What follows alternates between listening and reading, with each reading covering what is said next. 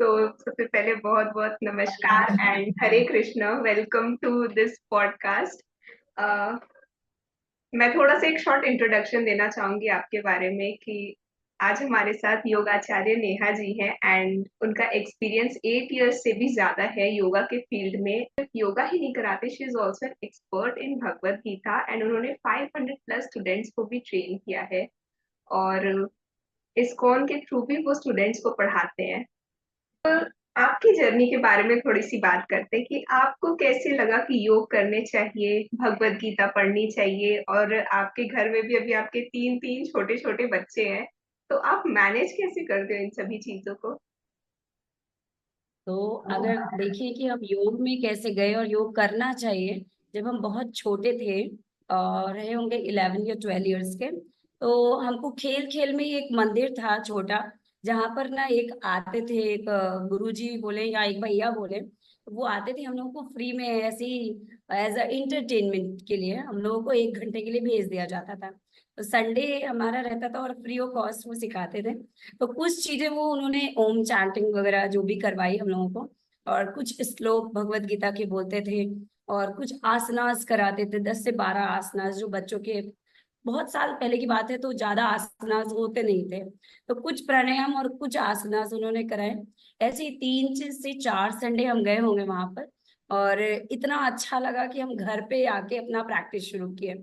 और प्रैक्टिस में क्या की कि कैसे मम्मी कहीं चले जाते तो कहीं कोई चला जाता, तो घर पे ही हम लोग ओम चैंटिंग हरिओम का गुंजन वगैरह करते थे और अच्छा लगता गया। तो जैसे जैसे हम लोग बड़े होते गए वैसे वैसे भैया घर पे जितने भी हम लोग कजन्स थे, मिलके वो प्रोग्राम करना शुरू कर दिए खेल खेल में, कि चलो हम लोग बैठते हैं और ओम का गुंजन करते हैं। और फिर ऐसे ही लगन लगी कि आगे बढ़ते गए। फिर शादी हो गई। शादी के बाद में एक बार ऐसे हुआ कि माइग्रेन हुआ था हमें, बहुत तेज वाला भयानक माइग्रेन था, कमजोरी की वजह से था। तो मुझे पता चला कि हमें योग करना चाहिए। तो किसी ने बोला था हमको योग करना चाहिए, तो हमने 2011 में हमने योग की शुरुआत किया कि हमें करना है। तो हमने ऐसे ही घर में ही कुछ कुछ करके करते थे जो हमें आता था। फिर उसके बाद में हमने बुक्स पढ़ना शुरू किया, बुक्स में गए, और बुक्स में बहुत अच्छा एक आया कि नहीं, मुझे बहुत अच्छा लग रहा था। फिर 2014 में मोदी जी का देखा कि नहीं, इसमें तो करियर भी है। तो फिर उसमें हमने सर्टिफिकेशन कोर्स किया। 2014 में हमने सर्टिफिकेशन कोर्स स्टार्ट किया था। और आज ये है कि एक के बाद एक सर्टिफिकेशन कोर्स कर रखा है हमने। आयुष मंत्रालय से भी किया हुआ है। फिर उसके बाद में, हाँ, जब ये कोरोना आया, वैसे हम इस्कॉन जाते थे पहले भी, लेकिन जब कोरोना आया तो हम जा नहीं सकते थे कहीं पे भी। तो हमें लगा हम क्या करें। तो एक बार ऐसे ही फेसबुक हम यूज कर रहे थे और स्पिरिचुअलिटी में थे ही बचपन से ही। तो फेसबुक पे आया ऑनलाइन भगवत गीता कोर्स। मुझे लगा नहीं, ये भी सर्टिफिकेट लेना चाहिए। मतलब एक सर्टिफिकेट का वो था अंदर से कि मुझे लेना चाहिए। तो उसमें एनरोल किया हमने, और 8 सर्टिफिकेट मैंने लिए वो फर्स्ट लेवल के। मतलब मैं सेकंड लेवल तक वहां उनका चलता नहीं था, इस्कॉन मैंगलुरु था। तो स्कैन मैंगलुरु हमारे नाम निष्ठा दास प्रभु जी हैं, उनका चलता था। तब फर्स्ट लेवल चलता था, सेकंड लेवल आया नहीं था। हम फर्स्ट लेवल को बैक टू बैक करते रहते थे और बहुत मजा आता था। मतलब हम रोटी बना रहे हैं या घर का कोई भी काम कर रहे हैं, हरे कृष्णा कृष्णा कृष्णा हरे हरे, हरे राम राम राम हरे हरे, चैंटिंग चलना शुरू हो गया था। तो फिर उसके बाद में हमने लेवल 2 जैसे ही आया हमने एनरोल किया। लेवल 3 आया और उसमें हम लोगों को पढ़ाना सिखाना शुरू कर दिया। नामानिष्ठा दास प्रभु जी जो है वो फ्री ऑफ कॉस्ट सिखाते हैं पूरा भगवत गीता उनका। जितने भी चल रहे हैं उनके बैचेस, आज भक्ति शास्त्री भक्ति वैभव भी चल रहा है, वो सारा फ्री है।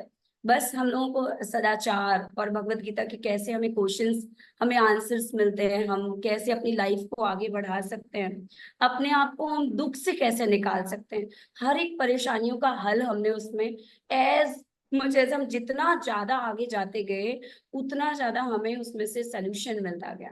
तो आज ये है कि हम किसी भी परिस्थिति में हमेशा मुस्कुराते रहे, ऐसे ही सीखा हमने इससे।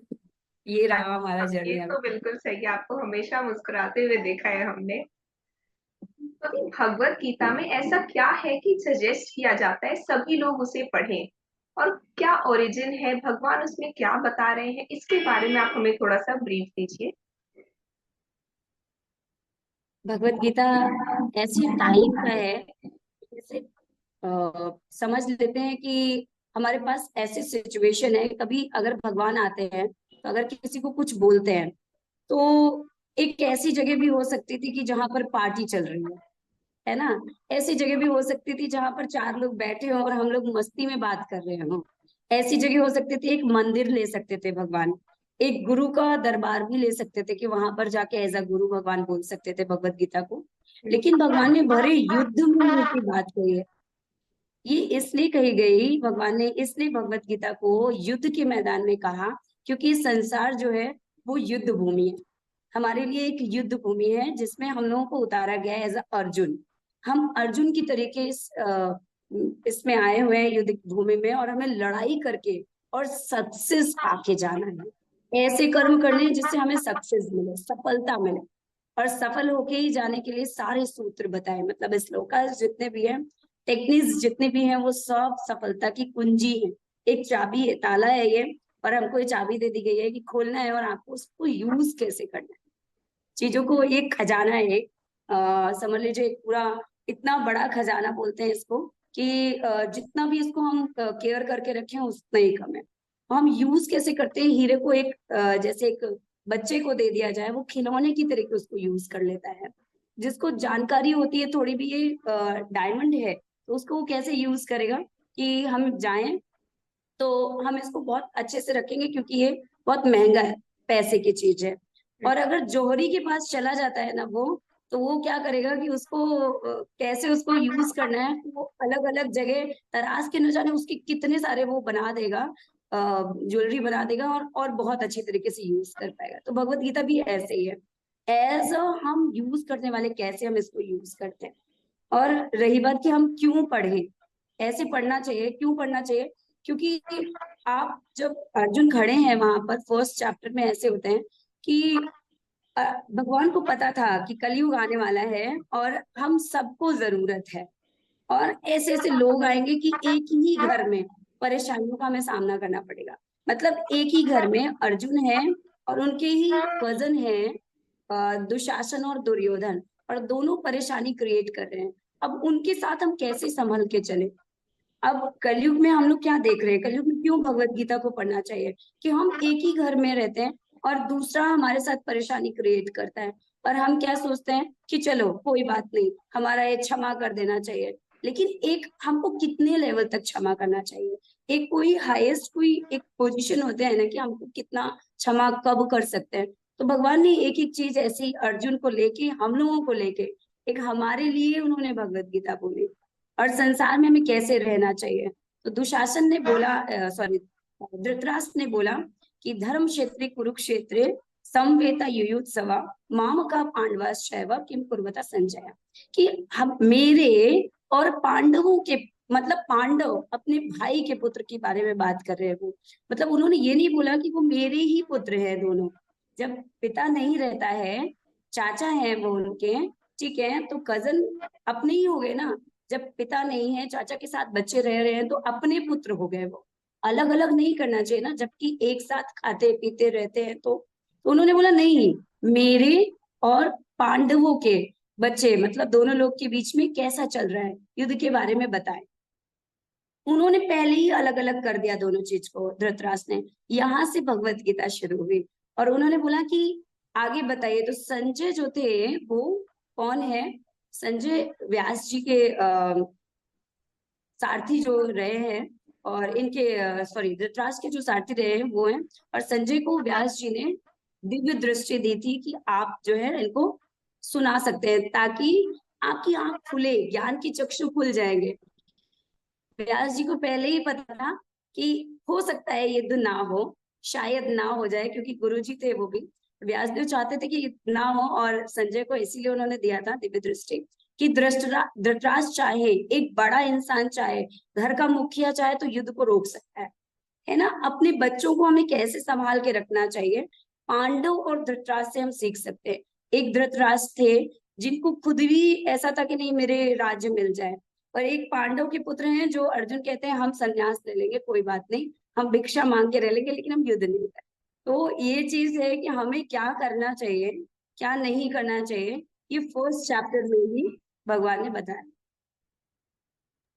नहीं, जैसे आपने कहा कि सफलता के प्रति अपने कर्म को करते रहना चाहिए, तो कुछ स्टूडेंट्स ने भी हमारे सबके भेजा है क्वेश्चंस, तो उसके अकॉर्डिंग एक स्टूडेंट ने भी पूछा था कि कर्म किस तरीके से काम करता है। मतलब अगर हमने या किसी और ने किसी के साथ गलत किया है या किसी चीज के साथ गलत किया है, तो क्या वो वापस आता है या वो बुरा ऐसा होता है कि अरे हमने ऐसा किया तो हमारे साथ भी ऐसा बुरा होगा। तो भगवान ने देखिए कर्म के ऊपर जो सबसे पॉपुलर श्लोक है, सबको पता है, बस लेकिन केवल बोलते हैं, उसको समझते नहीं। कर्मण्येवाधिकारस्ते मां फलेषु कदाचन। तो हम लोगों को ना ये समझना चाहिए कि कर्म जो है, सामने वाले का कर्म की गति कैसी है, हमको उसको नहीं लेना है। हम अपने कर्मों को देखें और उसके फल और हानि लाभ में नहीं जाए, है ना। ये नहीं, अब लोग ना ऐसे से छोटे छोटे कोटेशंस लिख देते हैं कि फल की इच्छा मत करो, कर्म करो, फल की इच्छा मत करो। भगवान ने ऐसा नहीं कहा है कि कर्म करो, फल की इच्छा मत करो। अरे वो तो एक आएगा ही आपके भीतर कि हमने ये चीज की है तो आएगा, लेकिन अटैचमेंट मत रखिए उससे। और एक्सपेक्टेशन नहीं होनी चाहिए कि हमने आपको इतना किया था तो आप भी मुझे इतना ही करोगे, अपने भीतर मन बना लिया। एक्सपेक्टेशन नहीं होनी चाहिए। तो जो कर्म है वो हमें कैसे करता है कि अगर आपने मान लीजिए कि आलू का बीज डालोगे ना, आलू को आप बोओगे तो आलू ही आपको मिलेगा, वहां पर आपको कोई भी लीची नहीं मिलेगा, है ना। तो कर्म भी ऐसे ही है। आपने कर्म किया तो आपको क्या होगा कि वो आपको वापस मिलेगा, लेकिन आपको धैर्य रखना है, थोड़ा शांति बना के अपने अंदर पेशेंस बना के रखना है। धीरे से वो आपके पास वापस आता है। और भगवान ने, जैसे कि आपने बोला कि कुछ लोग बोलते हैं कैसे कर्म काम करता है, तो कर्म कैसे काम कर रहे हैं कि अगर आपने जैसे एक पेड़ लगाया, अब वो टाइम के बाद करेगा, लेकिन बीच रास्ते में ही लोग क्या बोलते हैं कि ऐसा तो होता ही नहीं। मान लीजिए भगवान के ऊपर कई लोग ऐसा मानते हैं कि भगवान होते ही नहीं है।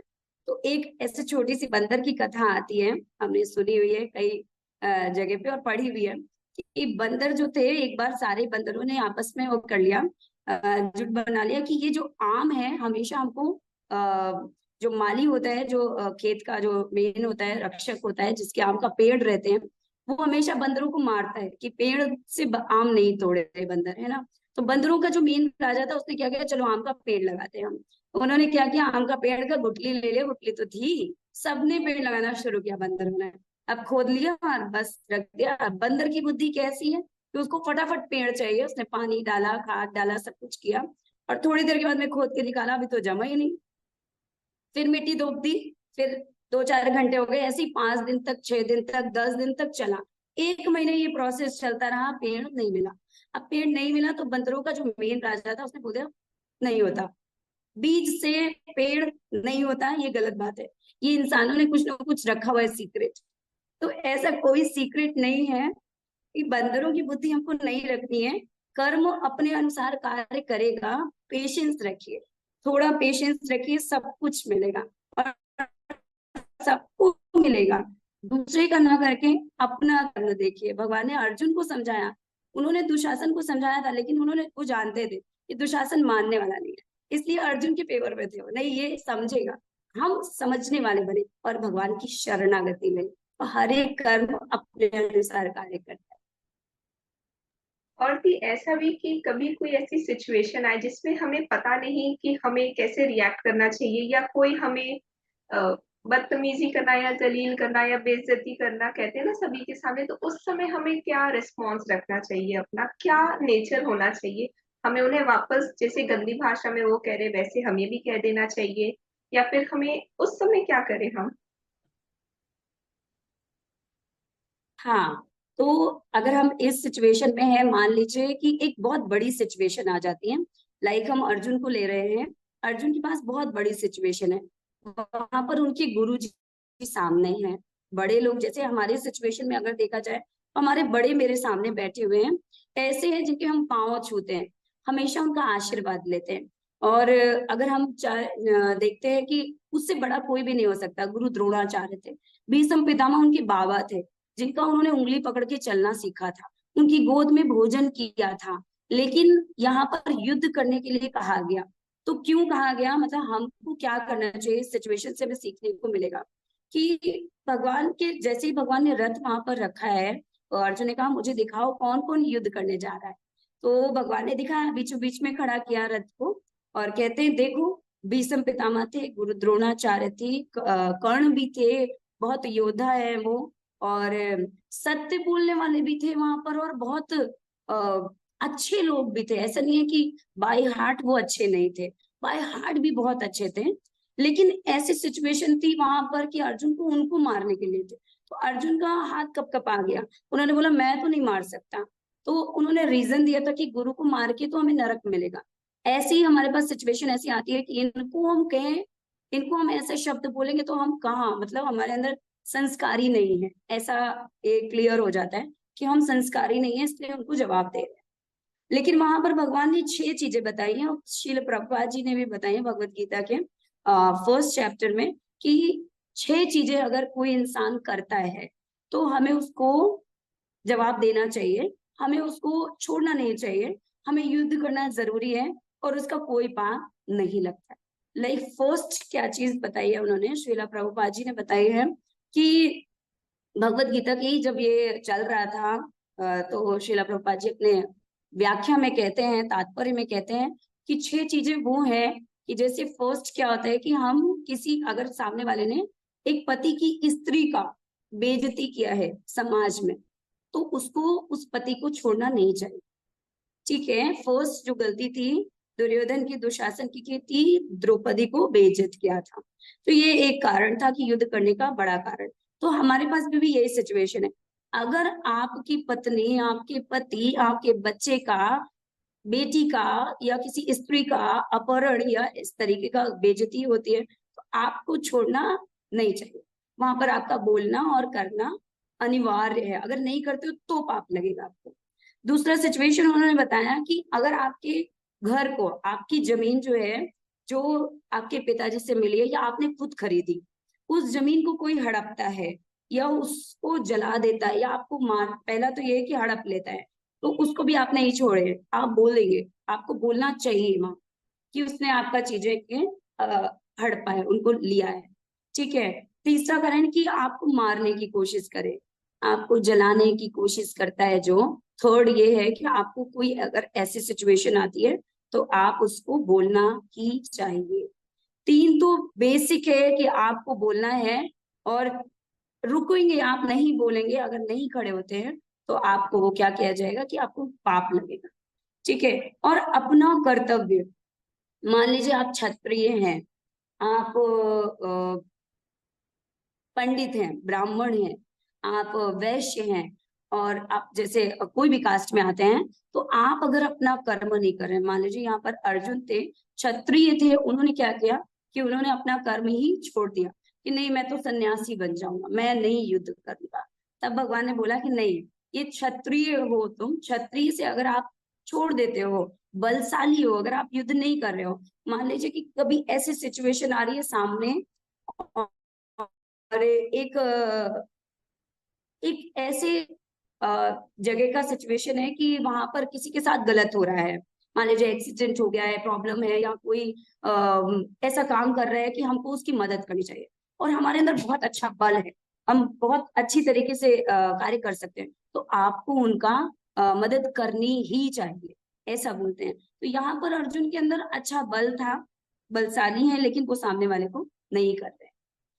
तो इन 3 चीजों से हम समझ सकते हैं कि 4 चीज हमने बताई हैं, चारों चीजों से हम ये समझ सकते हैं कि अगर सामने वाला हमारे साथ कैसी सिचुएशन खड़ी कर रहा है, अगर हमारा एक क्षमा का एक लेवल है कि हम यहाँ तक बोलना है, ठीक है, आप मुझे बोल दो कोई प्रॉब्लम नहीं है, आप अगर और किसी बेइज्जती पे जाते हैं तो हमें बोलना ही चाहिए, छोड़ना नहीं चाहिए। नहीं, और भी ऐसे थे कि क्वेश्चंस कुछ है कि अपने फैमिली में या अपने स्पाउस में, अगर आपके, हर इंसान का सोच अलग होता है। अभी कोई स्पिरिचुअलिटी को ज्यादा मानता है, ऐसे नहीं है कि स्पिरिट्स या आत्मा किसी में है और किसी में नहीं है, हर जीव में है, पर ऐसा होता है कि कोई मानता है और कोई नहीं मानता है। बट अगर ऐसे दो, एक मानने वाले एक ना मानने वाले के बीच में एक बॉन्डिंग हो, मैरिज हो, तो फिर वो उसे किस तरीके से हैंडल करे, क्योंकि ये आज के डेट में बहुत बढ़ चुका है कि मिसअंडरस्टैंडिंग इतनी ज्यादा क्रिएट होती है, मेंटालिटीज मैच नहीं करते। एंड फिर and result is not good. दिक्कतें आ जाती है। हाँ। तो सबसे बड़ी बात ये है कि कोई बड़ा इशू नहीं है। भगवान ने भगवत गीता को तीन उसमें डिवाइड किया है। फर्स्ट क्या किया उन्होंने कि कर्म योग कहा। सबसे पहले उन्होंने कर्म योग कर दिया है। अच्छा, कर्म योग क्यों किया उन्होंने? वो तो सबसे पहले भक्ति ला सकते थे, सबसे पहले वो ज्ञान ला सकते थे, है ना। लेकिन उन्होंने सबसे पहले कर्म किया, क्योंकि भगवान को पता था कि कर्म बहुत इंपॉर्टेंट है। आपका जो साथी है, आपका जो पार्टनर है, वो कर्म कैसे कर रहा है, सबसे पहला ये है। अगर वो कर्म अच्छा कर रहा है, पूरी डेडिकेशन के साथ कर रहा है, तो वो भी पूजा ही कर रहा है ना, ध्यान कर रहा है ना। कर्म योग बोला है भगवान ने, ऐसा नहीं बोला है कि कर्म बेकार है, आपको भक्ति स्पिरिचुअलिटी जरूरी है। तो स्पिरिचुअलिटी की बात यहाँ पर कहीं नहीं भगवान ने गई कि नहीं आप स्पिरिचुअल हो गए तभी सब कुछ होगा, नहीं।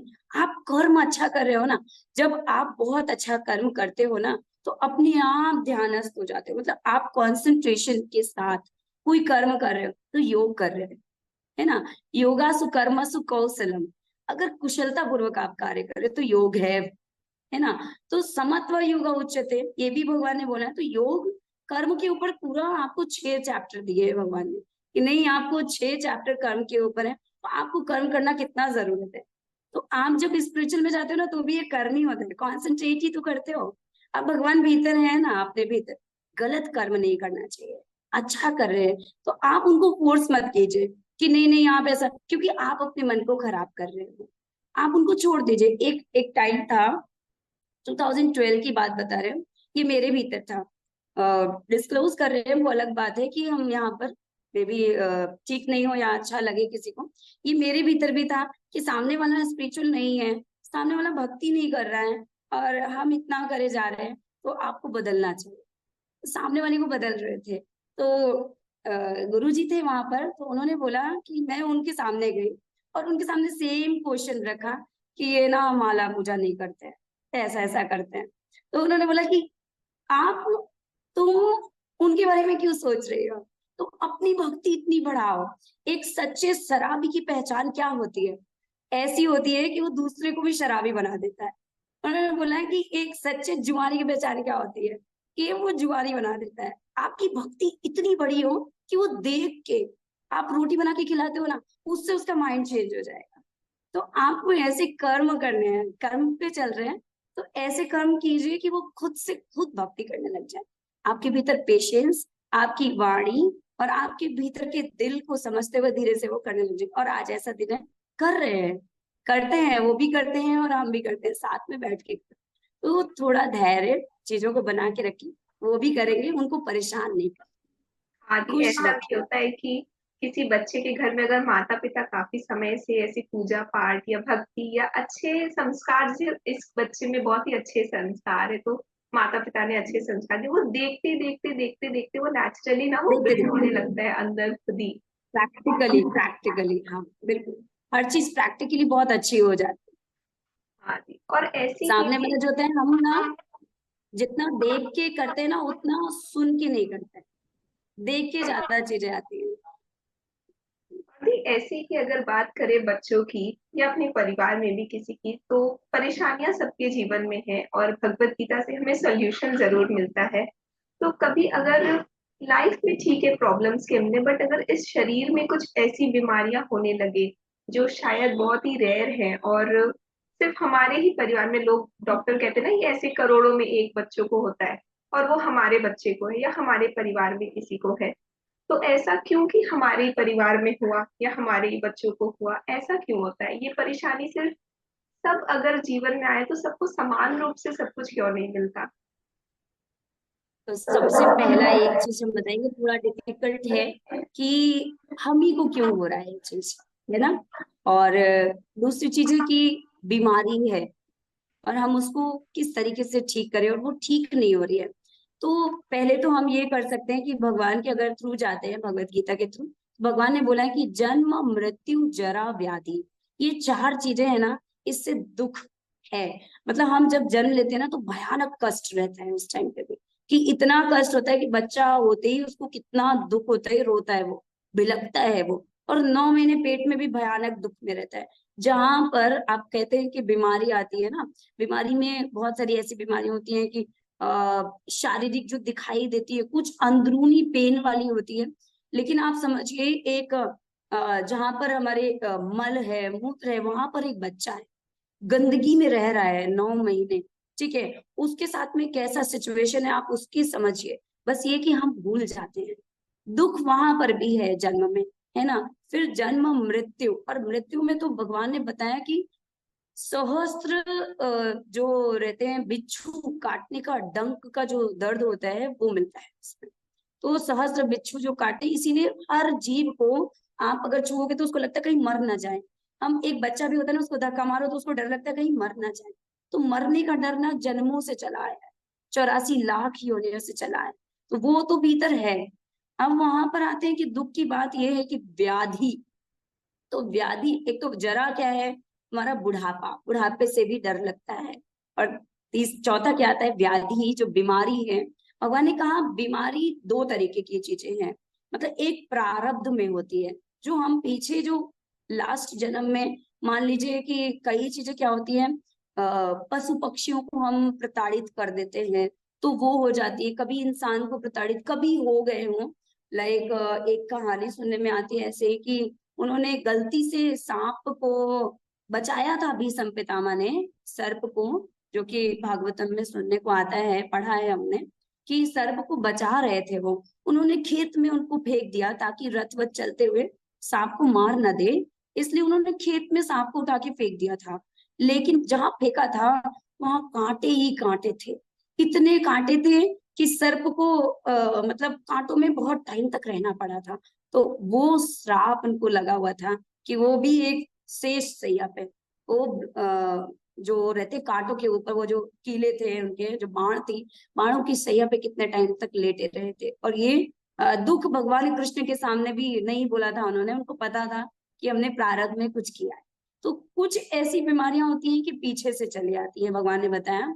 दूसरी चीज क्या है कि कभी कभी हमें सही सोल्यूशन नहीं मिल पाता, हम सोचते हैं कि ये चीजें हमारे भाग्य में ही, इसको लेके बैठ जाते हैं, दुख हमारे भाग्य में ही। लेकिन ऐसा नहीं है, भाग्य में नहीं है। शिव पुराण में आता है कि अगर आपको कोई बीमारी है, भगवान शिव जो है वो गृहस्थ में,